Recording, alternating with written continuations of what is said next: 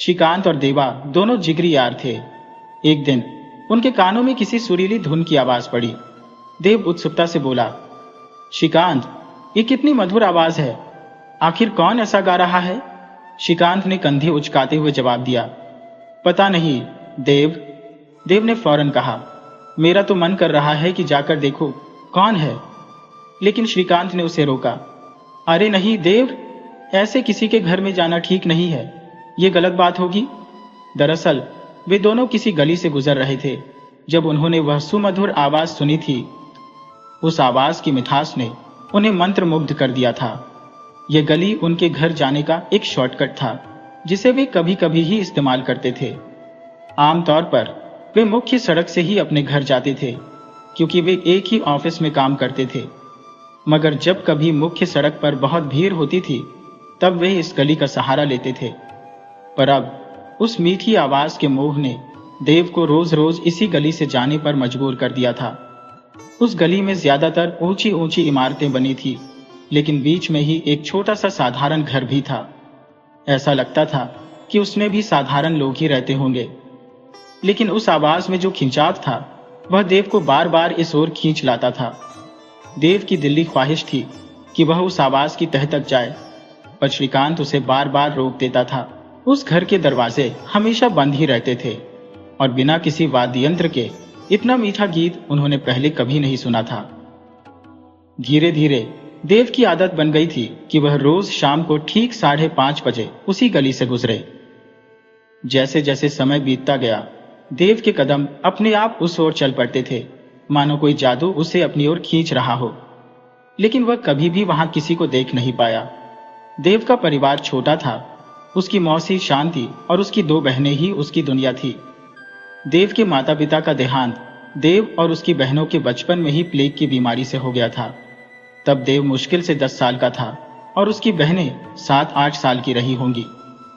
उसकी मौसी शांति ने उन तीनों बच्चों की देखभाल की थी और खुद कभी शादी नहीं की ताकि वह पूरी तरह से उनकी परवरिश कर सके। देव और उसकी बहनों ने अपनी मौसी के इस बड़े त्याग को हमेशा समझा और उन्हें अपनी मां से भी अधिक प्यार और सम्मान दिया। समय बीतते बीतते देव ने संघर्ष और मेहनत के बलबूते अपनी जिंदगी संवार ली थी। पढ़ लिख कर वह एक अच्छी नौकरी में लग गया और उसकी मेहनत के फलस्वरूप घर की जगह एक आलीशान इमारत खड़ी हो गई। यह सब कुछ देव की कड़ी मेहनत और उसकी मौसी के दिए हुए संस्कारों का नतीजा था, जो उसे रोजाना कामयाबी की नई ऊंचाइयों पर ले जा रहे थे। उसकी बस यही इच्छा थी कि उसकी दोनों बहनों की शादी अच्छे घरों में हो जाए। जब रात का गहरा अंधेरा छाया हुआ था और खिड़की से सितारे अपनी चमकती रोशनी बिखेर रहे थे, तभी देव खुद ब खुद उस मधुर धुन को गुनगुनाने लगा। वह सोचने लगा, जरूर इस गाने के पीछे कोई दर्द छिपा होगा, शायद इसीलिए ये आवाज इतनी गहरी और मन को छूने वाली है। इसी विचार में खोए खोए देव कब सो गया उसे खुद पता नहीं चला। सपनों की दुनिया में एक लड़की आई जिसके काले लंबे बाल थे, गोरा रंग था और वह बेहद खूबसूरत थी। वह किसी आंगन में बैठी उसी गीत को गुनगुना रही थी और देव पास जाकर उसे ध्यान से सुनने लगा। वह लड़की आंखें बंद करके गाती रही और देव उसके गीत में खोया रहा। सुबह जब देव की आंख खुली तो वह खुद पर मुस्कुराने लगा। उसे समझ आ गया कि उसकी सोच अब उसके सपनों में भी दस्तक देने लगी है। उसी दिन देव ने तय कर लिया कि अब चाहे कुछ भी हो जाए वह उस घर के अंदर जरूर जाएगा और उस गाने वाली लड़की से मुलाकात करेगा। शाम का वही वक्त था और देव और श्रीकांत रोज की तरह जोशी गली से गुजर रहे थे, मगर आज कोई गीत सुनाई नहीं दे रहा था। देव के मन में कई सवाल उमड़ने लगे और एक अजीब सी बेचैनी ने उसे घेर लिया। उसने अपनी यह चिंता श्रीकांत से साझा की। श्रीकांत, जो उसका दोस्त था, हमेशा उसके साथ ऑफिस के लिए निकलता और वापस भी साथ ही आता था।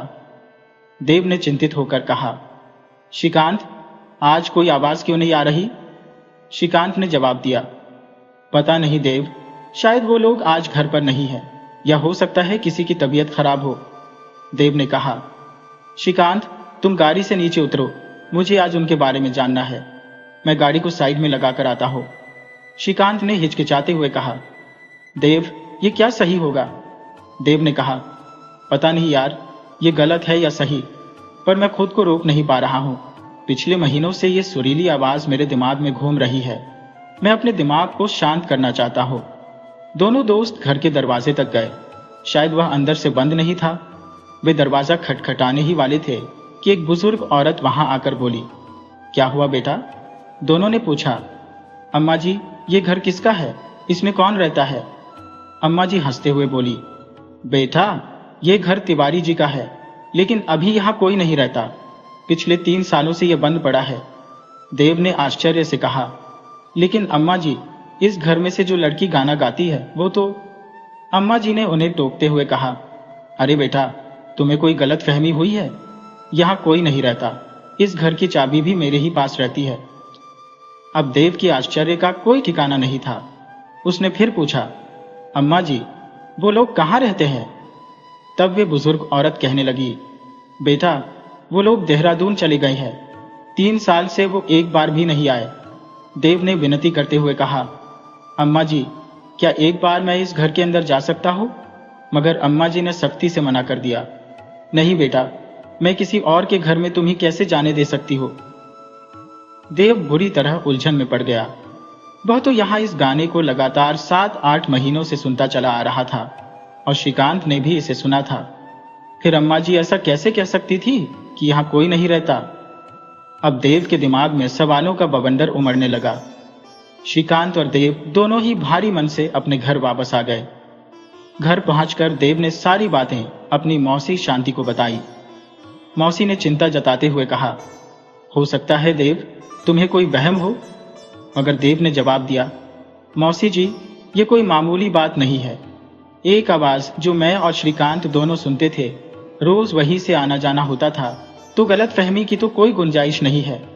मौसी ने कहा, देव, मेरी बात सुन। अब तू वहां नहीं जाएगा। क्या पता कोई भूत प्रेत का चक्कर हो। देव ने झुंझलाते हुए कहा, अरे मौसी, आप कौन सी दुनिया में जी रही हो? ऐसा कुछ भी नहीं होता है जैसा आप सोच रही हो। मौसी ने फिर कहा, देव, तुझे पता है मैंने कितनी मुश्किलों से तुझे पाला पोसा है। बेटा, मैं तुझे किसी मुसीबत में नहीं देख सकती, इसलिए कह रही हो कि अब तो वहां नहीं जाएगा। बस, बात खत्म। देव की इतनी हिम्मत नहीं थी कि वह अपनी मौसी शांति के सामने बहस कर सके, इसलिए वह चुपचाप अपने कमरे में चला गया। रात में फिर वही अजीब घटना हुई। सपने में वही लड़की गाना गाती हुई दिखाई दी। वही सूरत, वही रंगरूप, वही जगह, वही अवस्था। देव हड़बड़ाकर उठ बैठा और सोचने लगा, ये मैं क्या सोच रहा हूं? मुझे इसके बारे में ज्यादा नहीं सोचना चाहिए। धीरे धीरे रात बीत गई और सुबह हुई।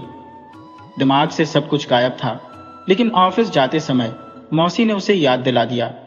बेटा देव, सीधे जाना और सीधे आना। देव ने कहा, ठीक है मेरी माँ, आपका हुक्म सिर आंखों पर। शांति ने मुस्कुराते हुए उसकी गाल थपथपाई और माथा चूमते हुए कहा, मेरे बच्चों पर कोई बुरा साया न पड़े भगवान। देव ऑफिस के लिए निकल गया। देव की बहनें अदिति और नलिनी, जो किसी सहेली की शादी में गई हुई थी, घर में शांति अकेली थी और शांति के मन में बुरे बुरे ख्याल आ रहे थे। आज शांति फिर उस शख्स की यादों में खोई हुई थी जिसने उसे सालों पहले धोखा दिया था। वह अपने अतीत की गलियों में भटकने लगी। सोचने लगी कि वह भी तो एक गाने वाली ही थी जिसकी खातिर केशव ने उसे धोखा दिया था। शांति की आंखों से आंसुओं की धार बहने लगी।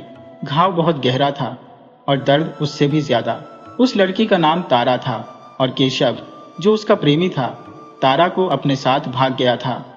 जाते जाते वह शांति के नाम एक चिट्ठी छोड़ गया था जिसमें लिखा था, शांति, माना कि मैंने तुमसे प्यार किया था, पर तारा के मिलने के बाद मैंने जाना कि असल में प्यार क्या होता है। तुम्हारे साथ कभी वह लम्हे नहीं बिताए जो तारा ने मुझे दिए हैं, इसलिए मैं उसके साथ जा रहा हूं। आज के बाद तुमसे कोई नाता नहीं है, मेरा सिर्फ तारा से ही रिश्ता है। इस पत्र को पढ़कर शांति बिल्कुल टूट गई थी। उसके माता पिता भी उसका साथ छोड़ चुके थे। जीने का कोई मकसद ही नहीं रह गया था। लेकिन इन 3 बच्चों को देखकर शांति के अंदर जीने की एक नई उम्मीद जगी और उसने तय कर लिया कि वह पूरी उम्र शादी नहीं करेगी। अब देव जिस गाने वाली की आवाज सुनता है, वह भी कोई गाने वाली होगी। यह सोचकर शांति का सिर दर्द से फटने लगा। तारा बहुत ही स्वार्थी औरत थी। उसने कुछ ही दिनों में केशव को पूरी तरह बर्बाद कर दिया था और फिर उसे धिक्कार कर भगा दिया था। एक बार केशव वापस लौटकर आया, लेकिन शांति ने उसके लिए अपने दिल के दरवाजे हमेशा के लिए बंद कर दिए थे। अब वह सिर्फ नलिनी, अदिति और देव की मां थी। शाम ढल चुकी थी और आज देव ने अपना रास्ता बदल दिया। वह सड़क छोड़कर अपने घर आ गया। उसने मौसी से पूछा, क्या बात है मौसी, आज तबीयत खराब है क्या? शांति देवी ने जवाब दिया, नहीं बेटा, मैं ठीक हूं। देव ने कहा, पर चेहरा बुझा बुझा सा क्यों है? शांति देवी बोली, देव, ऐसा कुछ नहीं है बेटा, मैं बिल्कुल ठीक हूं। और तू बता, आज तू दूसरे रास्ते से आया है ना? देव बोला, हाँ मौसी, भला मैं आपकी बात कैसे टाल सकता हूं? और ये नलिनी और अदिति कहाँ है? अभी तक आई नहीं? मौसी ने कहा, नहीं बेटा, अभी नहीं आई है, आती होंगी। देव खाना खाकर थोड़ी देर अपनी मौसी के पास बैठा रहा। अदिति और नलिनी भी आ चुकी थी और फिर देव अपने कमरे में सोने चला गया। रात का कोई तीसरा पहर था। देव गहरी नींद में सोया हुआ था। तभी उसे वही लड़की फिर दिखाई दी। वह किसी अंधेरे कमरे में बैठी गाना गा रही थी। भटक रही हो संसार की भूल भुलैया में, न दिल को चैन न करार मिले। यूं तो कुछ नहीं मिला दुनिया में, पर जो भी गम मिले वे अख्तियार मिले। अब देव ने उठने की कोशिश की, लेकिन वह खुद को जकड़ा हुआ महसूस कर रहा था। जब उसकी आंखें खुली तो उसने देखा कि उसका शरीर पसीने में भीगा हुआ था। देव बहुत परेशान होने लगा था। बार बार एक ही लड़की का दिखाई देना उसकी समझ में नहीं आ रहा था कि आखिर ये सब क्या हो रहा है। उसने तय कर लिया कि चाहे कुछ भी हो जाए, वह किसी न किसी तरह उस घर के अंदर जरूर जाएगा। कई दिन बीत चुके थे। देव चाहकर भी उधर नहीं जा सका था। बार बार उसे मौसी की चेतावनी याद आ जाती थी, लेकिन कोई अनजानी शक्ति उसे उधर खींच रही थी। आखिरकार ना चाहते हुए भी देव ने गाड़ी उस सड़क की तरफ ही मोड़ दी और फिर उस घर के सामने वही आवाज, वही गाना उसने सुना। श्रीकांत भी आज छुट्टी पर था और देव ने गाड़ी साइड में लगा दी थी, क्योंकि आज वह अकेला था। वह आने वाली आवाज को बड़े गौर से सुन रहा था और उसे एहसास हुआ कि वह गलत नहीं था। आवाज उसी घर से आ रही थी। दरवाजा बंद था और सड़क पर कुछ लोग आ जा रहे थे। देव के मन में सवाल उठने लगे कि यह सब क्या माजरा है। तभी एक छोटी सी लड़की, करीब 9-10 साल की, वहां खेलती हुई दिखाई दी। देव ने उस लड़की को पास बुलाकर पूछा, बेटा, ये जो गाने की आवाज आ रही है, ये गाना कौन गा रहा है? लड़की ने चारों तरफ देखते हुए कहा, नहीं भैया, मुझे तो कोई आवाज नहीं आ रही। देव ने कहा, गौर से सुनो बेटी। तो वह लड़की बोली, नहीं भैया, कोई नहीं गा रहा, मुझे तो कुछ सुनाई नहीं दे रहा। देव बोला, अच्छा बेटा, ये वाला घर किसका है? तब वह लड़की बोली, ये घर तो तिवारी अंकल का है, वो तो कब का ये घर छोड़कर चले गए, अब यहाँ कोई नहीं रहता भैया। अब देव की उलझन दिन प्रतिदिन बढ़ती जा रही थी। वह मन ही मन सोचने लगा कि पता करना पड़ेगा कि ये तिवारी जी कौन थे और ये घर छोड़कर क्यों चले गए। कोई बात तो जरूर है, लेकिन मैं क्या करूं? इस घर के अंदर जाऊं, पर कोई मुझे चोर समझकर मुझ पर हाथ न साफ कर दे। जहां तक मुझे याद है, मेरे जीवन में कभी कोई लड़की नहीं आई। फिर इस लड़की का मुझसे क्या संबंध है? मुझे ही इसकी आवाज क्यों सुनाई देती है? आसपास देव ने नजर दौड़ाई, वहां कोई नहीं था। फिर देव ने सोचा, क्यों ना अंदर जाकर देखो। देव ने दरवाजे को हल्का सा दबाया तो वह दरवाजा खुल गया। अंदर एक बड़ा सा कच्चा आंगन था, जिसमें घास फूस को गाई थी। अंदर की तरफ एक बड़ा सा कमरा देव को दिखाई दिया, जिसमें ताला लगा हुआ था, लेकिन आवाज अंदर से ही आ रही थी। लग रहा था जैसे कोई उसे बुला रहा हो, जैसे कोई उस कमरे के अंदर बंद हो। वास्तव में उस घर की हालत देखकर ऐसा बिल्कुल नहीं लगता था कि कोई सालों से उस घर में नहीं गया था। इससे पहले कि देव और अंदर जाने का सोचे, वह अचानक बेहोश होकर गिर पड़ा। पास पड़ोस के लोगों ने उसे देखा और तुरंत उठाकर पानी के छींटे मारे। देव को होश आया तो वह खुद को गिरा हुआ पाकर चौंक गया। वहां एक बुजुर्ग महिला भी थी जो बोली, बेटा, तू तो उस दिन भी आया था यहाँ? देव ने सिर हिलाकर हामी भरी। जी अम्मा जी, वही हूं मैं। देव ने फिर पूछा, अम्मा जी, इस घर का मालिक कौन है? मैं इस घर को खरीदना चाहता हूँ। क्या आप मुझे मालिक का कोई पता या नंबर दे सकती हैं? अम्मा जी ने कहा। बेटा, मालिक तो देहरादून में रहते हैं। जाते वक्त पता लिखाकर गए थे कि अगर कोई पूछे तो बता देना। उन्होंने देव को तिवारी जी का पता दिया और देव वहां से चल पड़ा। घर पहुंचते ही मौसी ने पूछा, देव, आज इतनी देर कहाँ लगा दी? देव ने बात टालते हुए कहा, कुछ नहीं मौसी, श्रीकांत से मिलने गया था। मौसी ने उसके चेहरे पर चिंता देखी और बोली, बेटा, तेरा चेहरा क्यों उतरा हुआ है? देव ने मुस्कुराते हुए कहा, मौसी, मैं थक गया हूं। तुम्हारे हाथ की चाय पी लूं तो जान में जान आए। राधिका मुस्कुराते हुए चाय बनाने चली गई।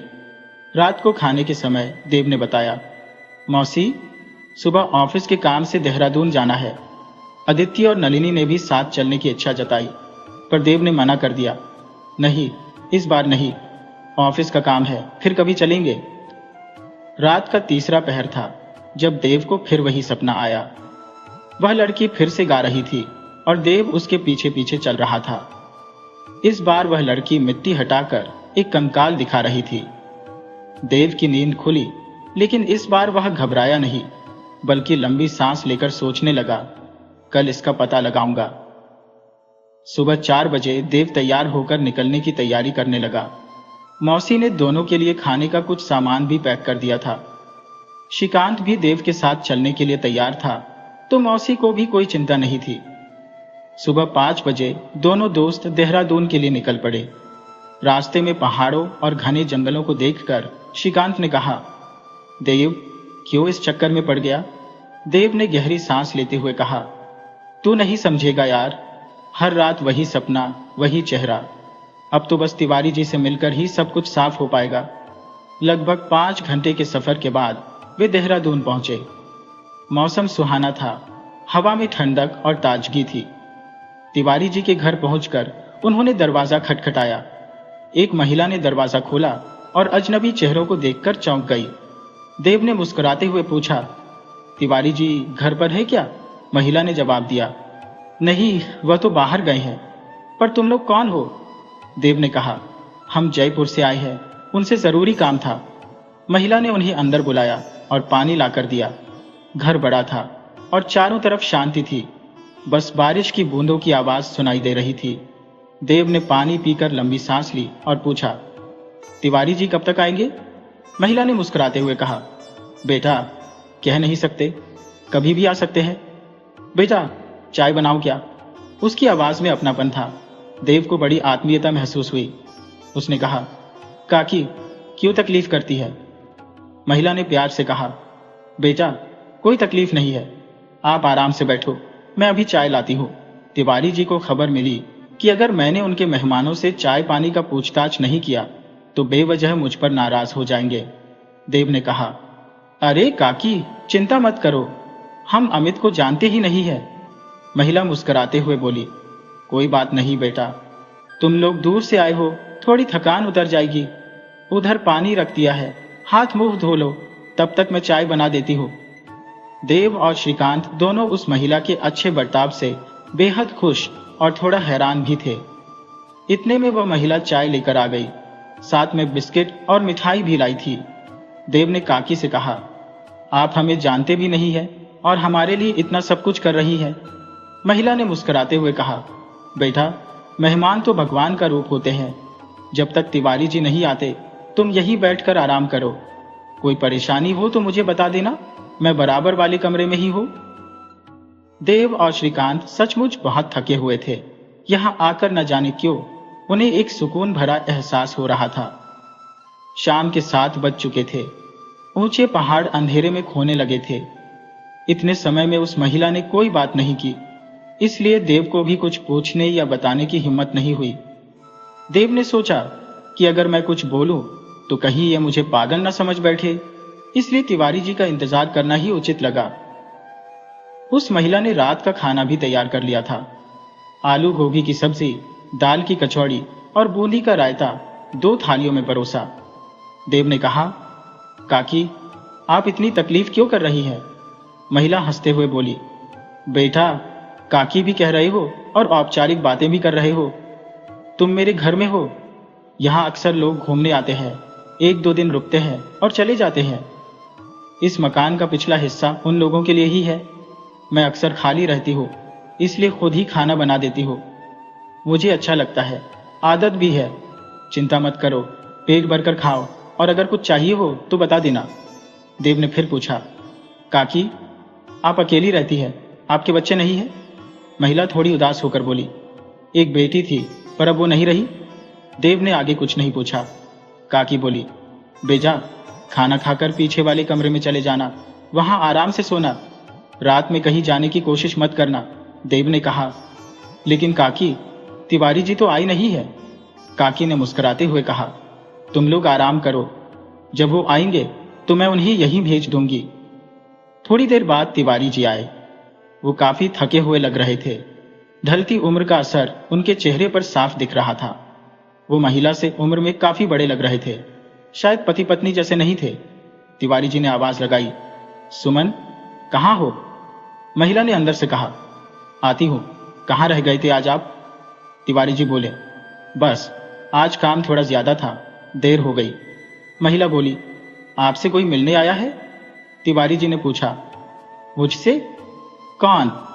महिला ने कहा, हाँ, कोई जयपुर से आया है। तिवारी जी हैरान होकर बोले, भला जयपुर से मुझसे कौन मिलने आएगा? वहां तो अब कोई नहीं है। कहाँ है वो? महिला ने कहा, वो पीछे वाले कमरे में आराम कर रहे हैं, बेचारे बहुत देर से इंतजार कर रहे थे। तिवारी जी ने पूछा, तो कुछ खाना पानी दिया या नहीं? महिला ने जवाब दिया, हाँ, खाना खाकर आराम कर रहे हैं। तिवारी जी बोले, तो ठीक है, मैं जाकर देखता हूं। देव श्रीकांत से कह रहा था, श्रीकांत, कितनी अच्छी औरत है ये, अनजान होते हुए भी इतना प्यार, सम्मान, खाना पीना सब कुछ दिया हमें। सच कहो, इस तरह का जब भी कहीं कुछ देखता हो तो मुझे अपनी माँ की याद आ जाती है। श्रीकांत बोला, हाँ देव, बहुत अच्छी है ये काकी। तभी तिवारी जी की खांसने की आवाज आई। देव ने कहा, तिवारी जी आ गए हैं? देव ने खड़े होकर कहा, नमस्ते काका जी। तिवारी जी बोले, नमस्ते बेटा, पर मैं तुम्हें पहचानता नहीं हूं। देव ने कहा, पहचानते कैसे, हम कभी मिले नहीं हैं काका। तिवारी जी ने पूछा, कैसे आना हुआ बेटा? सुमन बता रही थी कि जयपुर से आए हो। देव ने कहा, काका आप बैठिए तो सही। देव ने तिवारी जी को बैठाते हुए कहा, काका, आपका जो जयपुर में मकान है, मैं उसे खरीदना चाहता हूं, क्या आप बेचने के इच्छुक हैं? तिवारी जी बोले, लेकिन बेटा, वो मकान मेरा नहीं, सुमन का है। देव ने पूछा, सुमन, ये आपकी पत्नी है? तिवारी जी बोले, नहीं बेटा, वो मेरी पत्नी नहीं है। देव तिवारी जी के जवाब का इंतजार कर रहा था, पर तिवारी जी ने पूछा, बेटा, तुम वो मकान क्यों लेना चाहते हो? देव ने कहा, काका, कहानी बड़ी लंबी है, मकान तो बहाना है, दरअसल मैं आपसे कुछ जानना चाहता हूं। तभी सुमन पीछे से आ गई और बोली, बेटा, किसी चीज की जरूरत हो तो बता देना। देव ने कहा, नहीं काकी, आपने इतना कुछ हमारे लिए किया है, 2 अजनबियों को अपने घर में पनाह दी है। आप बहुत अच्छी हैं काकी, आइए आप भी बैठ जाइए। तिवारी जी फिर से पूछते हैं, बताओ बेटा, क्या बात है? देव ने पहले दिन से लेकर जिस दिन वो देहरादून नहीं आया था, उस दिन तक की सारी बातें तिवारी जी को बता दी और कहा, काका, मुझे उस घर से हमेशा एक लड़की के गाना गाने की आवाज आती है। उस घर में ऐसा क्या है काका, बताइए, मैं बहुत परेशान हूं। अगर मैं आंखें बंद करता हूं तो वही लड़की मेरे सपने में आने लगती है। ये सुनकर सुमन की आंखों से आंसू बहने लगे। सुमन का चेहरा देव को निहार रहा था और देव के लिए यह मंजर पूरी तरह से अविश्वसनीय था। उसकी जिज्ञासा चरम पर थी और उसने फिर से तिवारी जी से आग्रह किया, काका, कृपया बताइए ना, मैं आपका हमेशा आभारी रहूंगा। तिवारी जी ने गहरी सांस लेते हुए कहा, बेटा, वह कामिनी थी। देव ने तुरंत पूछा, कौन कामिनी? तिवारी जी बोले, बेटा, वह सुमन की बेटी थी। देव की उलझन और बढ़ गई। उसने पूछा, लेकिन काका, वो मुझे क्यों दिखाई देती है और उसके गाने की आवाजें सिर्फ मुझे ही क्यों सुनाई देती है? तिवारी जी ने एक गहरी सांस ली और बोले, बेटा, ये एक लंबी कहानी है। सुमन आमेर की रहने वाली थी। वहां एक युवक काम के सिलसिले में आता जाता रहता था। सुमन उस कंपनी के मालिक की बेटी थी जहां वह युवक काम करता था। दोनों का मिलना जुलना हुआ और फिर दोनों में प्रेम हो गया। देव को अपने पिता की बातें याद आ रही थी, जो अक्सर काम के सिलसिले में आमेर जाते रहते थे। प्रेम प्रसंग धीरे धीरे गहराता गया। जब सुमन के पिता को इस बात का पता चला तो उन्होंने उस युवक को मरवाने का फैसला किया, लेकिन सुमन ने ठान लिया कि वह उसी युवक से शादी करेगी। तिवारी जी बोले, और बेटा, मैं उस कंपनी में एक मामूली मुलाजिम था, लेकिन मालिक का वफादार था। सुमन के लिए मेरे मन में हमेशा छोटी बहन जैसा प्यार रहा है। जब मालिक ने मुझे उस युवक को चुपचाप मारने की बात कही तो मैं सुमन की खातिर भावुक हो गया। मैंने सोचा सुमन को इस बारे में बता दूं, शायद वह कोई रास्ता निकाल ले। जब मैंने सुमन को बताया तो वह मेरे पैरों में गिर गई और अपनी जान की भीख मांगने लगी।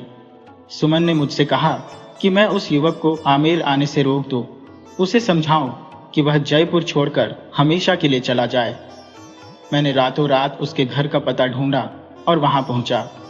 जब मैंने दरवाजा खटखटाया तो एक सुंदर सी स्त्री ने दरवाजा खोला। मैंने उस युवक का नाम लेकर पूछा तो उसने कहा कि वह उसकी पत्नी है और मुझे अंदर बुलाया। मैं स्तब्ध रह गया। मैंने उसे सारी बात विस्तार से बताई और कहा कि उसने सुमन के साथ धोखा किया है। जब वह भीतर से चाय लेकर लौटी तो मैंने भारी मन से वहां से विदा ली। सुमन को मैंने सच बता दिया कि उसका प्रेमी पहले से ही शादीशुदा है। सुमन टूट गई थी, लेकिन उसने अपने पिता से कुछ नहीं कहा। फिर एक दिन सुमन की तबीयत अचानक बिगड़ गई और डॉक्टर ने बताया कि वह गर्भवती है। उसके पिता ने उसे मारने की योजना बनाई, लेकिन मैं सही समय पर पहुंच गया और सुमन को बचा लिया। मैंने सोचा कि इस दुनिया में मेरा कोई नहीं है, तो क्यों ना मैं सुमन का सहारा बन जाऊं। मैंने उसे लेकर जयपुर आ गया और एक गुमनाम जिंदगी जीने लगा। सुमन ने एक बेटी को जन्म दिया, जिसका नाम कामिनी रखा। हमने उसे बड़े लाड प्यार से पाला, लेकिन सुमन का परिवार उसे भूल चुका था और वह अब मेरे साथ थी।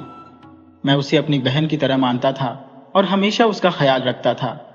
तिवारी जी की बात सुनकर देव की आंखों में आंसू आ गए और उसने सोचा कि सुमन की इस दर्द भरी कहानी को जानकर उसका मन कितना भारी हो गया था। अब सुमन के पिताजी नहीं रहे थे और कामिनी अब 10 साल की हो चुकी थी। उसकी आवाज इतनी मीठी थी कि सुनने वाले के कानों में रस घोल दे। हमने उसे संगीत सिखाया और उसने कई संगीत प्रतियोगिताओं में प्रथम स्थान हासिल किया। जब कामिनी 17 साल की हुई तब एक दिन उसके पिता से जयपुर में मेरी मुठभेड़ हो गई। वह मुझसे बचकर निकलने की कोशिश कर रहा था, लेकिन मैंने उसे रोक लिया। मैंने उससे पूछा, तुम सुमन को छोड़कर क्यों भागे? उसने बताया कि मेरे वहां जाने के बाद वह बहुत डर गया था, इसलिए वह रात के अंधेरे में ही वहां से भाग गया। उसने अपनी पत्नी को कहा था कि कंपनी में 10 लाख रुपए का घपला हो गया है और इस आरोप में कंपनी वाले उसे फंसा रहे हैं। उसने कहा कि कंपनी का मालिक बहुत खतरनाक आदमी है, इसलिए उन्हें वहां से भागना पड़ा। जब मैंने उससे पूछा, जब तुम पहले से शादीशुदा थे तो तुमने सुमन के साथ प्यार का नाटक क्यों किया? उसने बड़ी आसानी से कह दिया। मैं बहक गया था। मेरा मन तो किया कि वहीं उसका गला घोंट दूं, लेकिन मैंने अपने गुस्से को दबा लिया। उसे क्या पता था कि सुमन ने किन कठिनाइयों का सामना किया है और उसकी सजा वह जीवन भर भुगत रही है। और अब उसकी एक 17 साल की बेटी भी है। उसने सुमन के बारे में पूछते हुए कहा, उसकी शादी हो चुकी है और वो बहुत खुश है। इतना कहकर वह वहां से चला गया। तिवारी जी बोले, बेटा, अब तुम लोग सो जाओ, कल सुबह बाकी की कहानी बताऊंगा। देव और श्रीकांत बोले, नहीं काका, नींद नहीं आएगी, कहानियां भी अधूरी हैं। तिवारी जी बोले, बेटा, मैं तो थक गया हूं। और फिर उन्होंने सुमन की ओर देखते हुए कहा, सुमन, अगर तुम्हें नींद नहीं आ रही है तो तुम ही इन्हें बाकी की कहानी सुना दो, मैं सोने जा रहा हूं। सुमन ने तिवारी जी से कहा, भैया, आज बरसों के बाद पुराने घाव फिर से हरे हो गए हैं, नींद भला कैसे आएगी? श्रीकांत और देव दोनों बोले, तो बताओ ना काकी, आगे क्या हुआ? सुमन ने गहरी सांस लेते हुए कहा, आगे बेटा, आगे जिंदगी ने मेरे साथ फिर एक खेल खेला, मानो मेरी परीक्षा चल रही हो। कामिनी मेरी बच्ची बहुत ही सुंदर, समझदार और संस्कारी थी। मैंने उसे कभी अपने पिता के बारे में पूछने का मौका नहीं दिया। वह बेचारी तिवारी जी को ही अपना पिता मानती थी। एक बार तिवारी जी की मुलाकात उसके पिता से हुई थी। उन्होंने मेरा पता ठिकाना पूछा था, लेकिन तिवारी जी ने अनजान बनकर कहा कि उन्हें मेरा कुछ पता नहीं, लेकिन उनके दिल में कहीं न कहीं पश्चाताप था। वो एक बार मुझसे मिलकर माफी मांगना चाहता था, लेकिन तिवारी जी ने उसे साफ मना कर दिया। जब तिवारी जी ने मुझे यह बात बताई थी तो मैं रो पड़ी थी। मैंने उनसे कहा था, भैया, कहीं ना कहीं मेरे दिल में उसके लिए थोड़ी सी जगह है, क्योंकि मैंने उसे सच्चे दिल से प्रेम किया था और वह मेरी बेटी का पिता भी है। माना कि उसने मुझे धोखा दिया है, लेकिन उसे यह जानने का हक है कि कामिनी उसी की बेटी है। तिवारी जी बोले, कोई बात नहीं सुमन, किसी दिन मुझे कुछ हो गया तो मेरी बच्ची अपने असली पिता के पास तो चली जाएगी ना। तिवारी जी मेरी इस बात से बहुत दुखी हुए थे। उन्होंने कहा था, सुमन, आज तुमने मुझे एहसास दिला दिया कि मैंने अपनी जिम्मेदारियों को सही तरीके से निभाया है। कामिनी सिर्फ मेरी बेटी नहीं है, वह मेरी जान है। मैंने तुम दोनों को अपना परिवार माना है। तिवारी जी ने कहा, सुमन, मैंने तुम्हारे लिए अपना गांव, अपनी नौकरी सब छोड़ दिया। मैं कभी कामिनी को उस आदमी से मिलने भी नहीं दूंगा। कामिनी सिर्फ मेरी बेटी है। अगर उसे यह पता चला कि वह एक नाजायज औलाद है और उसे एक कुंवारी मां ने जन्म दिया है तो उस पर क्या बीतेगी। तिवारी जी की बातों ने मुझे अंदर तक झकझोर दिया था। मुझे खुद से नफरत होने लगी थी। लेकिन फिर एक बड़ा तूफान आया। कामिनी बाहर खड़ी यह सब सुन रही थी। हम दोनों की बातें सुनकर वह दरवाजे पर खड़ी थी। उसकी आंखों में सैकड़ों सवाल थे। इससे पहले कि वह कुछ कहती, मैंने दौड़कर उसे अपने सीने से लगा लिया। कामिनी ने मुझसे पीछे हटते हुए पूछा, मम्मी, इतनी बड़ी बात आपने मुझसे क्यों छुपाई? क्या मैं सच में नाजायज हूं और पापा हमेशा मेरे पापा बनने का नाटक करते रहे? मैं रोते हुए गिड़गिड़ाती उसे समझाने की कोशिश करती रही। नहीं कामिनी बेटा, तिवारी जी ने कभी भी कोई नाटक नहीं किया बेटा। वो तो तुम्हारे पिता से भी बढ़कर है। अगर ये नहीं होते तो मैंने कब का अपनी जान दे दी होती। बेटा, आज तुम भी इन्हीं की वजह से इस दुनिया में हो। अगर मैं ही जिंदा नहीं होती तो तुम भी नहीं होती। सुमन ने बताया, मैं प्रेम में अंधी हो गई थी और एक कुंवारी मां ने तुम्हें जन्म दिया। मैंने एक अजनबी पर भरोसा करके बहुत बड़ी भूल की थी। एक दिन तिवारी जी को पता चला कि वह आदमी शादीशुदा है। इससे पहले कि मैं कुछ करती, वह अपनी पत्नी के साथ वहां से भाग चुका था। और एक दिन मुझे पता चला कि उसकी निशानी मेरे पेट में जीवन बनकर धड़कने लगी है। मैं तो सब कुछ खत्म करने वाली थी बेटा, लेकिन तिवारी जी ने मुझे बचा लिया और यहाँ लाकर उन्होंने मुझे नाम और इज्जत दी। मैं तो उसे भुला चुकी हूं बेटी। तुम इन सब बातों को भूल जाओ। तिवारी जी ही तुम्हारे असली पिता है। कामिनी अपनी मां की वेदना को समझ चुकी थी और रोते हुए अपनी मां के गले लग गई। तिवारी जी ने भी उसे अपने गले से लगा लिया और बोले, कोई बात नहीं बेटी, अब सब कुछ ठीक है, हम तुम्हारे साथ हैं।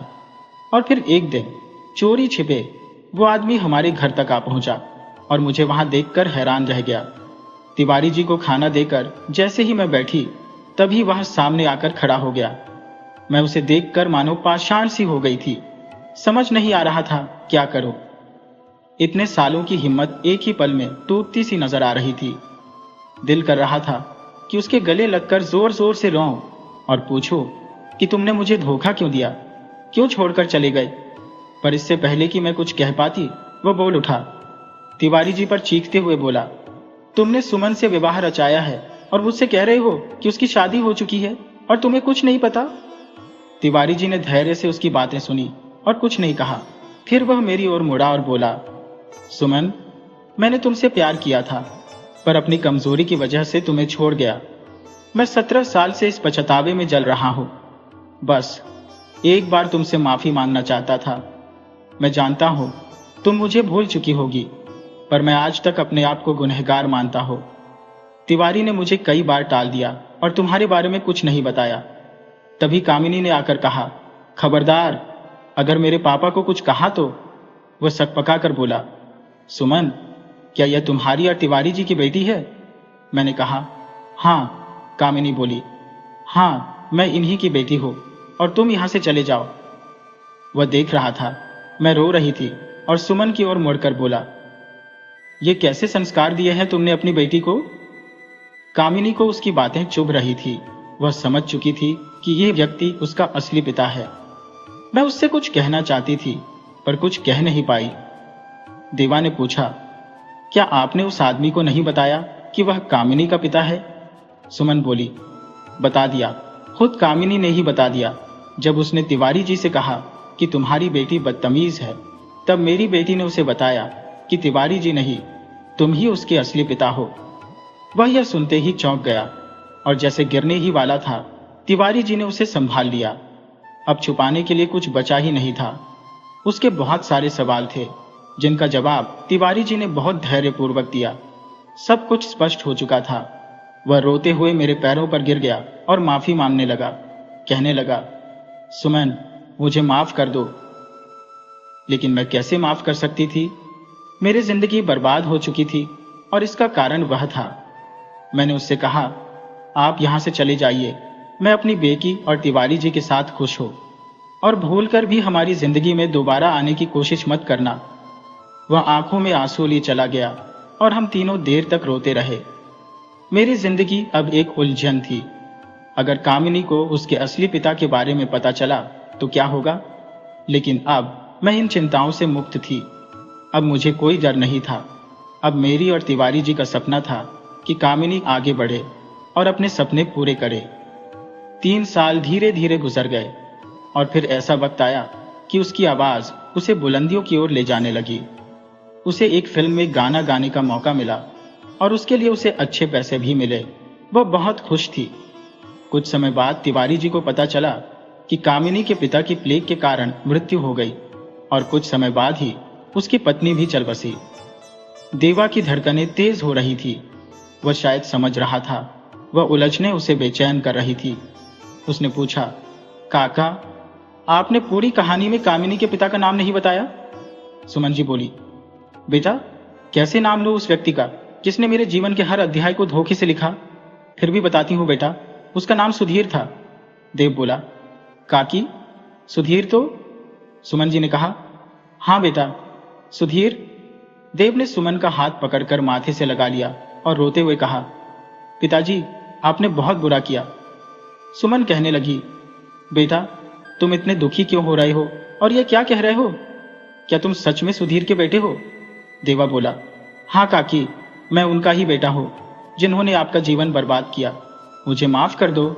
सुमन बोली, बेटा, तुम ऐसा मत बोलो। देवा बोला, काकी, सुधीर मेरे पिताजी थे, मैं ही उनका अभागा बेटा हूं। शुरू से ही शक हो रहा था कि कहीं वे मेरे पिताजी ना हो। मेरे पिताजी अक्सर काम के सिलसिले में आमेर आया जाया करते थे। मां ने बताया था कि हमें पुराना घर इसलिए छोड़ना पड़ा क्योंकि मालिक ने पिताजी पर गबन का इल्जाम लगाया था। पिताजी प्लेग में मारे गए थे और कुछ दिन बाद ही मेरी मां भी चल बसी। तब से हमारी मौसी शांति ने हमें पाला है। पिताजी ने जो किया उसके बारे में हम में से किसी को भी कुछ पता नहीं है। उन्होंने आपके साथ जो भी गलत किया उसकी सजा उन्हें मिल गई है। देवा बोला, काकी, आप अपने अधिकार के लिए लड़ी क्यों नहीं? इस पर सुमन ने रोते हुए देवा के सिर पर हाथ फेरते हुए कहा, क्या अधिकार मांगती बेटा? मैं तो तबाह हो चुकी थी और फिर मैं तुम्हारी मां का घर कैसे बिगाड़ती? मुझ में इतनी हिम्मत नहीं थी। मुझे तुम्हारे पिता से कोई शिकायत नहीं थी। भगवान उनकी आत्मा को शांति दे। देवा ने कहा, काकी, आप बहुत महान है, बहुत अच्छी है। ये कहकर देवा ने उसके घुटनों पर सिर रखकर रोना शुरू कर दिया। उसके दिल का बवंडर आंसुओं में बहने लगा। वहां बैठी श्रीकांत भी अपनी आंखों के आंसू छिपा नहीं पाए, लेकिन देवा नाका से बोले, काकी, मेरी बहन के साथ क्या हुआ था? मुझे बताइए, मैं बहुत बेचैन हूं। सुमन ने गहरी सांस लेते हुए कहा, देवा बेटा, तुम उसे कभी नहीं देख पाओगे। वह अब इस दुनिया में नहीं है। देवा हक्का बक्का रह गया। काकी, मेरी बहन इस दुनिया में नहीं है? ऐसा कैसे हो गया? सुमन ने आह भरते हुए कहा। कामिनी सफलता की सीढ़ियां चढ़ती जा रही थी। उसे गाने के कई ऑफर मिल रहे थे। उसने पैसा और शोहरत खूब कमाई। हमें बहुत गर्व हो चला था कि हमारी बेटी हमारा नाम रोशन कर रही है। तभी उसकी मुलाकात विराट नाम के एक लड़के से हुई। विराट एक बड़े घर का लड़का था और उनकी दोस्ती हो गई। देखने में वह बहुत ही सभ्य और संस्कारी लगता था। अक्सर घर भी आ जाया करता था। मुझे लगा कि कामिनी उसे पसंद करने लगी है। एक दिन मैंने पूछ ही लिया, बेटा कामिनी, क्या तुम विराट को पसंद करती हो? पर उसने साफ मना कर दिया और कहा, माँ, वह सिर्फ एक अच्छा दोस्त है, उससे ज्यादा कुछ नहीं। मैं बेफिक्र हो गई क्योंकि मुझे अपनी बेटी पर पूरा भरोसा था। एक दिन उसने तिवारी जी से कहा, पापा, मैंने जयपुर में एक घर देखा है, मैं उसे खरीदना चाहती हूँ। तिवारी जी ने कहा, बेटा, घर तो हमारे पास है ही, इसमें क्या कमी है? इस पर कामिनी ने जवाब दिया, पापा, आप दोनों ने जीवन भर संघर्ष किया है। मैं चाहती हूँ कि आपको हर वो खुशी मिले जिससे आप दोनों वंचित रहे। मम्मी तो मानेंगी नहीं, इसलिए आपको ही उन्हें मनाना होगा। तिवारी जी बोले, लेकिन बेटा, कामिनी ने कहा, कोई लेकिन वेकिन नहीं, कल घर देखने चलना है। अगर आप दोनों को पसंद आया तो कल ही रजिस्ट्री करा लूंगी। और फिर हम तीनों घर देखने चले गए। घर बहुत बड़ा था। मैंने कामिनी से कहा, बेटा, इतने बड़े घर का हम क्या करेंगे? कल को तेरी शादी हो जाएगी तो ये घर हमें काटने को दौड़ेगा। इस पर कामिनी उदासी भरे स्वर में बोली, माँ, मैं कहीं नहीं जाऊंगी, आप दोनों को छोड़कर कहीं नहीं जाऊंगी। इसलिए तो बड़ा घर ले रही हो ताकि हमेशा आप दोनों के पास रह सकूं, शादी के बाद भी और शादी से पहले भी। हमें वह घर पसंद आ गया था।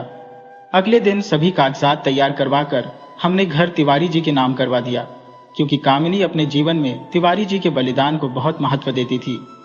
अब हम नए घर में आ चुके थे। कामिनी ने हर चीज की व्यवस्था बहुत अच्छे से की थी। हमें किसी भी प्रकार का कोई कष्ट नहीं था। वह बहुत खुश थी। उस दिन वह कहकर गई थी, माँ, आज किसी फिल्म के गाने की रिकॉर्डिंग है और नए घर की खुशी में दोस्तों ने दावत भी मांगी है, तो थोड़ा देर हो जाएगी, आप चिंता मत करना। रात के 10 बज चुके थे पर कामिनी नहीं आई थी, लेकिन उसने कहकर गई थी कि चिंता मत करना, तो मैंने सोचा थोड़ा और इंतजार कर लो। गाने की रिकॉर्डिंग के बाद विराट और उसके साथियों ने उससे पार्टी मांगी, वह भी पुराने वाले घर में। कामिनी विराट पर बहुत भरोसा करती थी, इसलिए पुराने घर में पार्टी का इंतजाम किया गया। 11 बजे के बाद तिवारी जी ने उसे फोन किया। तब उसने बताया कि पापा, मैं पुराने घर में अपने दोस्तों के साथ हूँ, चिंता मत कीजिए, 1.5 घंटे में मैं वापस आ जाऊंगी। विराट भी मेरे साथ है, वह मुझे घर तक छोड़ देगा। विराट का नाम सुनते ही हमारी चिंता खत्म हो गई थी, क्योंकि हम दोनों भी विराट पर बहुत भरोसा करते थे। पार्टी में लड़कियां ज्यादा देर तक नहीं रुकी और जल्दी चली गई।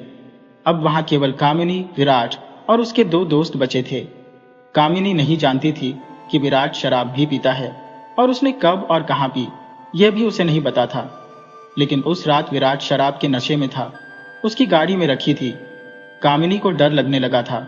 उसे विराट से ऐसी उम्मीद नहीं थी। कामिनी अब विराट के साथ घर नहीं जाना चाहती थी। वह अकेली ही चलने लगी, लेकिन विराट ने उसे रोक लिया और बोला, कामिनी, आज यहीं रुक जाओ हमारे साथ। उसने नशे में धुत होकर कहा था। तो कामिनी बोली, विराट, तुम शराब पीते हो?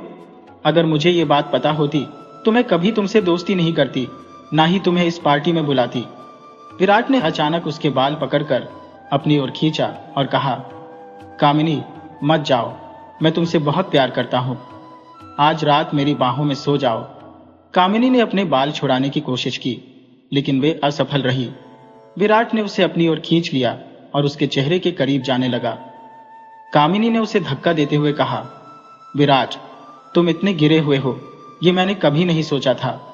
आज के बाद मुझे पलटकर भी मत देखना।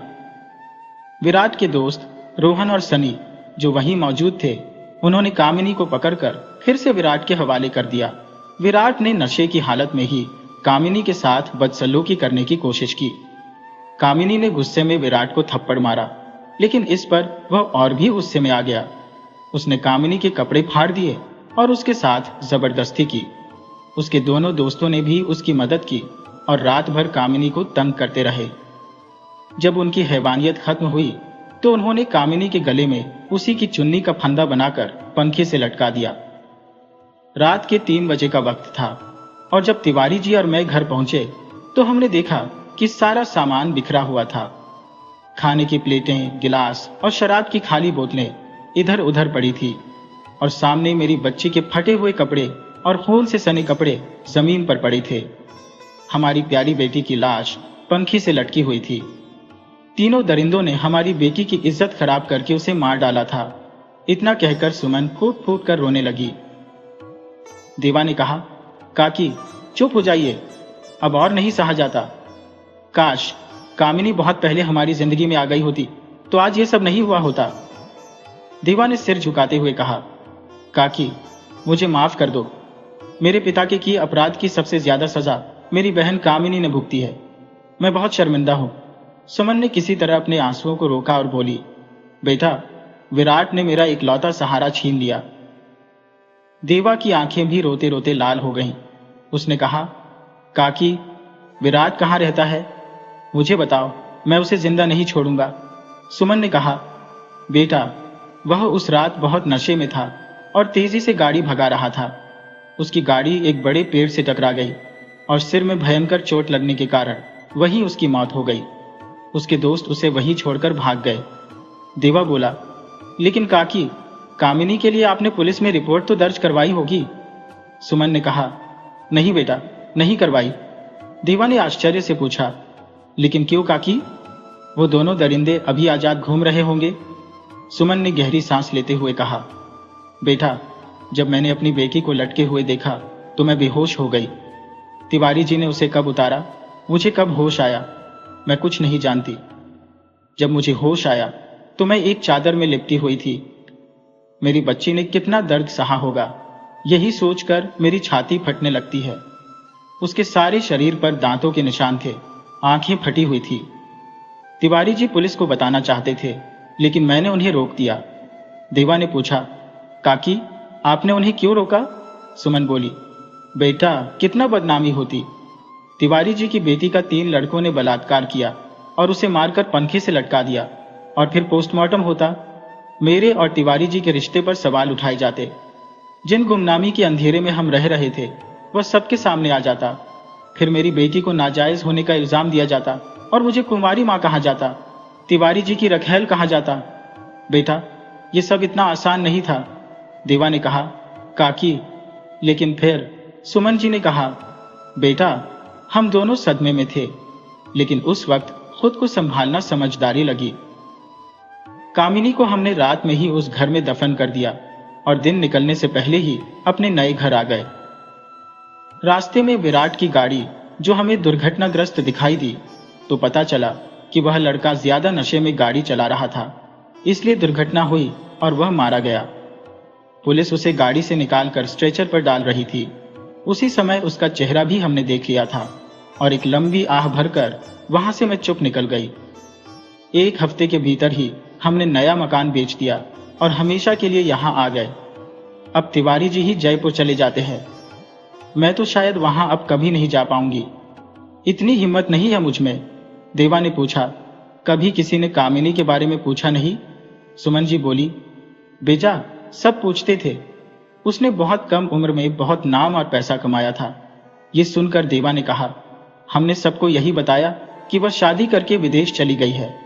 देवा ने काकी से कहा, काकी रोमक के बारे में सोचकर मेरा दिल रोने लगता है। वह मेरी बहन थी। काश मैं पहले आ पाता तो शायद यह सब ना होता, लेकिन अब वह कभी वापस नहीं आएगी। ये कहते हुए सुमन जी की आंखों में आंसू भर आए। देवा कहने लगा, हे भगवान ऐसा क्यों हुआ? मुझे कोई काम नहीं दिखता। फिर देवा ने कहा, जानती हो काकी, मुझे ऐसा लगता है कि वह मेरे पास आकर बैठ जाती है। वह जानती है कि मैं उसका बदकिस्मत भाई हूं। उसके गाने की आवाज सिर्फ मुझे और श्रीकांत को सुनाई देती है। मैं सोचता था ये मेरी बहन है, लेकिन शायद कामिनी ही थी जो पुराने घर में थी। क्या उसकी कोई तस्वीर है? मैं उसे देखना चाहता हूं। ये सुनकर सुमन ने बहुत सारी तस्वीरें दिखाई। उसने कहा, बेटा मेरे पास बहुत तस्वीरें हैं, इन्हीं को देखकर मैं जी रही हूं। तुम भी देखो अपनी बहन को। सुमन ने अपनी साड़ी के पल्लू से अपने आंसू पोंछे। देवा ने कहा, हाँ काकी यही है, यही कामिनी है, मैं उसे देखता हूं। सुमन जी ने कहा, बेटा मैं भी उसे देखती हूं। जब भी मैं उसे याद करती हूं मुझे सिर्फ अंधेरा ही दिखाई देता है। देवा ने कहा, अच्छा काकी अब सुबह होने में थोड़ा ही वक्त बचा है, हम बातें सुबह करेंगे। सुमन भी बहुत थक चुकी थी और वह अपने कमरे में चली गई। सुबह के 9 बज गए थे और कोई नहीं उठा था। लेकिन देवा, वह तो सोया ही नहीं था। पूरी रात यही सोचता रहा कि जिंदगी कैसे मोड़ पर ला खड़ा कर देती है, जहां से निकलने का कोई रास्ता नहीं होता। देवा की भी वही स्थिति थी जो सुमन जी की अपने पिता के लिए थी, लेकिन सुमन अब मां से भी ऊंचे स्थान पर पहुंच गई थी। वह स्त्री जो कल तक अजनबी थी, आज मां की तरह नजर आ रही थी। देवा की आंखों से आंसू निकलकर उसके गालों तक बह रहे थे। उसे खुद को निर्जीव सा महसूस हो रहा था, लेकिन फिर उसने अपने हौसले को बढ़ाया और कहा, नहीं, मैं काकी को अकेला कैसे छोड़ सकता हूं? मुझे अपने पिता के कर्तव्यों को निभाना होगा। शायद इसीलिए कामिनी मुझे दिखाई दी। शायद वह मुझे मेरी जिम्मेदारियों का एहसास दिलाना चाहती है। यह सब सोचते हुए सुमन दूध और नाश्ता लेकर आई। श्रीकांत अब तक नहीं उठा था। सुमन ने देवा से कहा, आओ बेटा, नाश्ता कर लो। देवा ने नाश्ता लेकर मेज पर रखा और भावुक होकर सुमन जी के पैरों में बैठते हुए कहा, कल से आप मुझे बेटा बुला रही है, क्या मैं आपको मां बुला सकता हूं? सुमन ने उसे उठाकर गले से लगा लिया और कहा, तुम मेरे ही बेटे हो। देवा की आंखों में खुशी के आंसू छलक उठे।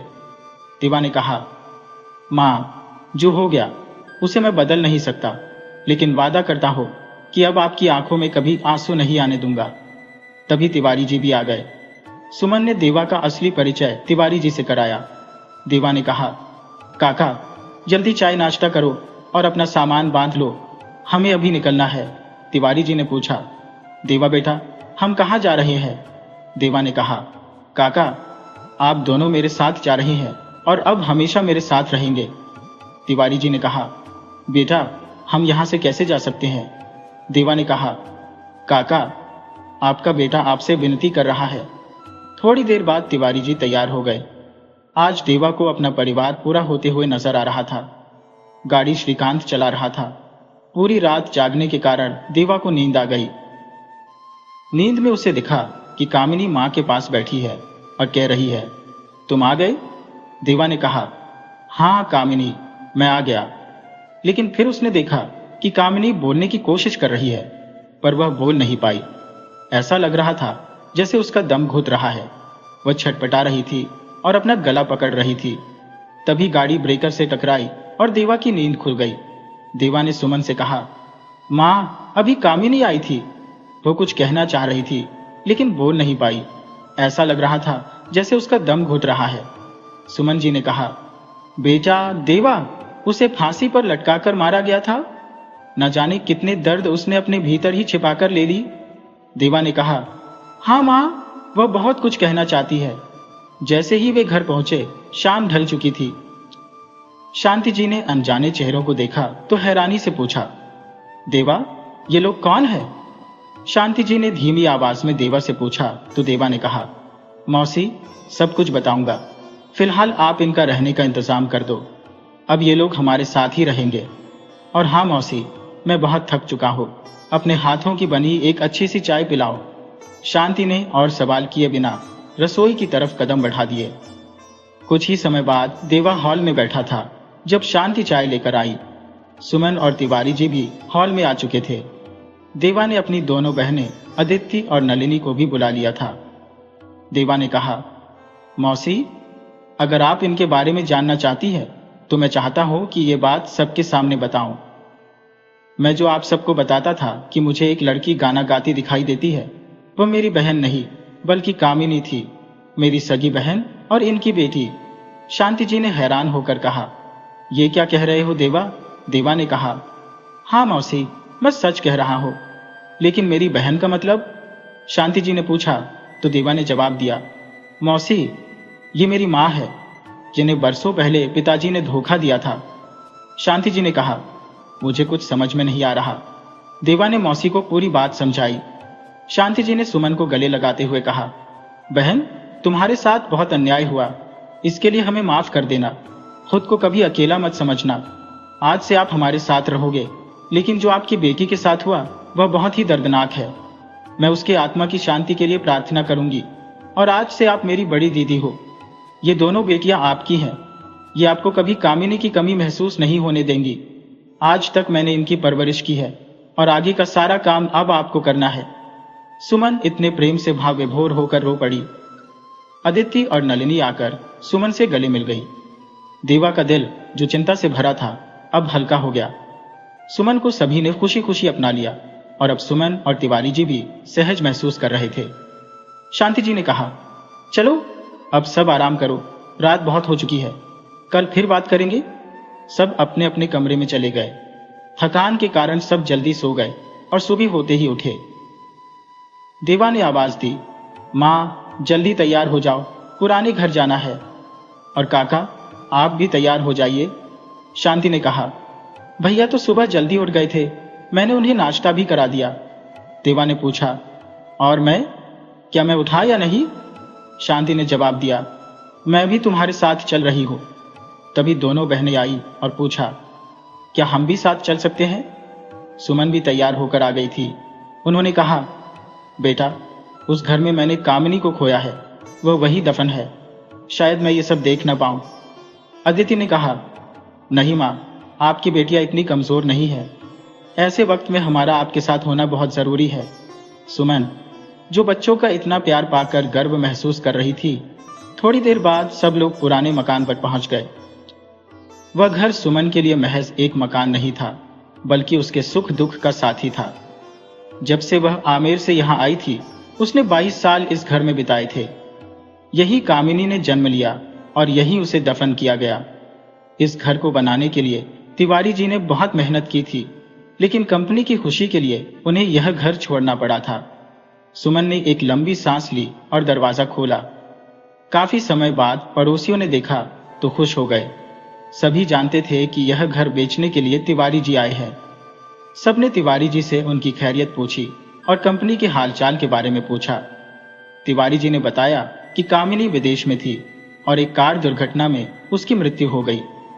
पड़ोसी अफसोस जताकर चले गए। जब सुमन और तिवारी जी अंदर गए तो उनका दिल बहुत विचलित हो उठा। सुमन ने जैसे ही घर का दरवाजा खोला, बड़े बड़े जाले उनके चेहरे से टकराए, सीलन की दुर्गंध उठने लगी और छोटे छोटे कीड़े चारों ओर भागते नजर आए। सुमन ज्यादा देर खड़ी नहीं रह पाई। देव सब कुछ देख रहा था। तभी उसकी नजर कमरे में लगे पंखे पर पड़ी। एक पल के लिए ऐसा लगा जैसे कामिनी आज भी वहां लटकी हुई हो। बरामदे में रखी मेज पर ऐसा महसूस हुआ जैसे थोड़ी देर पहले वहां सब बैठे हो।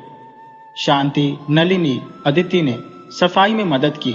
तभी अचानक तिवारी जी की रोने की आवाज आई। शांति और देवा ने उन्हें संभाला। तिवारी जी ने कहा, बेटा मैं कब तक हिम्मत रखूं?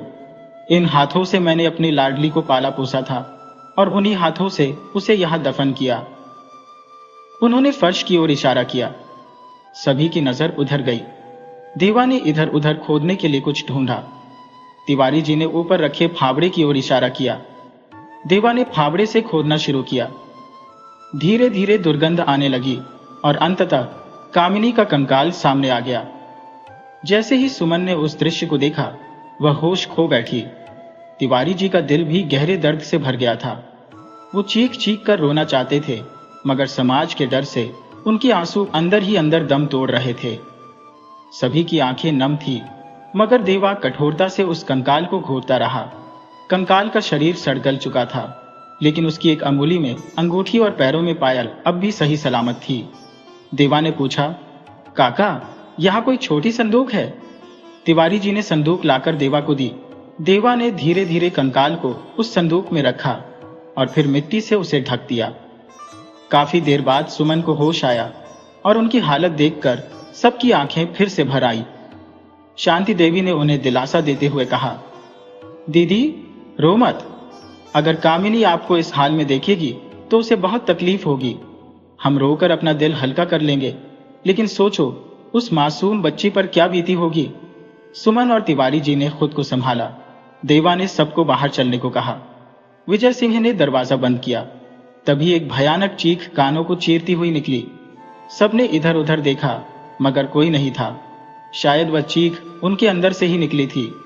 देवा ने कहा, माँ, काका जल्दी करो, कामिनी का अंतिम संस्कार करना है। 4 बजे वे श्मशान पहुंचे और सारी विधियों के साथ कामिनी का अंतिम संस्कार किया गया। देवा को अंदर एक अजीब सी खालीपन का एहसास हो रहा था। जैसे कोई उसके दिल से कुछ खींच कर ले गया हो। वो खुद को अकेला महसूस करने लगा था। वो रिश्ता जो उसने कभी ठीक से समझा नहीं, अब खून का रिश्ता बन चुका था। कामिनी का अंतिम संस्कार हो चुका था। शायद अब उसे मुक्ति मिल गई होगी। देवा गहरी सोच में डूबा था कि शांति देवी ने उसके कंधे पर हाथ रखा और पूछा, क्या सोच रहे हो देवा? देवा ने जवाब दिया, कुछ नहीं मौसी, क्या अभी भी कोई विधि बाकी है? शांति देवी ने कहा, हाँ बेटा, एक छोटा सा हवन करना होगा। अगले दिन पूजा भी संपन्न हो गई। शांति मौसी ने कहा, कल हमें अस्थि विसर्जन के लिए भी जाना होगा। देवा ने कहा, ठीक है मौसी। अब चले? कामिनी तो बहुत पहले ही इस दुनिया से चली गई थी, लेकिन आज फिर उसका दर्द ताजा हो गया था। घर लौटकर सब अपने अपने कमरों में चले गए। देवा, सुमन और तिवारी जी के दिल का बोझ हल्का हो चुका था। उन्होंने राहत की सांस ली। अब उन्हें अपनी जिंदगी को एक नए तरीके से जीना था। कुछ नए रिश्ते बन चुके थे। रात के अंधेरे में घने बादल देव को उस कंपनी की याद दिला रहे थे जहां कामिनी के साथ उसकी मुलाकात हुई थी। यादों में खोए हुए कब उसकी आंख लग गई, उसे पता ही नहीं चला। उसने सपना देखा कि बहुत सा धुआं कमरे में भर गया है। वह कुछ भी देख नहीं पा रहा था। तभी उस धुएं में से कामिनी की छवि उभर कर आई। वह उससे दूरी बनाकर बैठी थी, उसकी गर्दन झुकी हुई थी। देवा ने कहा, कामिनी, मैं आ गया हूं, सब ठीक कर दूंगा। मगर कामिनी ने गर्दन झुकाए हुए कहा, भाई, मैं आज आखिरी बार आपके पास आई हूं। सुबह तक मैं हमेशा के लिए चली जाऊंगी। मेरे मम्मी पापा का ध्यान रखना। देवा उसे रोकने की कोशिश करता है, मत जाओ कामिनी, अब हम सब साथ रहेंगे, रुक जाओ। मगर कामिनी ने कहा, मेरा समय पूरा हो चुका है भाई, मुझे जाना होगा, लेकिन मैं जल्द ही तुम्हारे घर में तुम्हारी बेटी बनकर लौटूंगी। इतना कहकर कामिनी वापस चली गई। सारा धुआं गायब हो गया और देवा उसे रोकता ही रह गया। आंख खुली तो देवा ने महसूस किया कि कामिनी को मुक्ति मिल गई है। अब शायद वो कभी वापस नहीं आएगी। इसी तरह धीरे धीरे 3 साल गुजर गए। दोनों बहनों की शादी हो गई और सुमन जी और शांति ने देवा पर शादी के लिए दबाव डाला। आखिरकार देवा की शादी मानसी से हो गई और 1 साल बाद उनके घर एक बेटी ने जन्म लिया। सुमन जी कहती हैं कि वो बेटी बिल्कुल कामिनी जैसी थी, प्यारी सी, वही चेहरा, वही रंग रूप। देवा ने अपने सपने को याद करके मुस्कुरा दिया। शायद उसकी कमी एक नए रूप में वापस आ गई है। कामिनी ने कहा था, भाई, मैं जल्दी वापस आऊंगी, और आज वो वाकई वापस आ गई थी। देवा बहुत खुश था और उसने अपनी बेटी का नाम कामिनी रखा। अब देवा के घर में सब खुश थे और जीवन एक नई दिशा में चल पड़ा था। दोस्तों, अगर आपको हमारी कहानी पसंद आई हो तो कृपया हमारे चैनल को सब्सक्राइब करें, वीडियो को लाइक करें और शेयर करें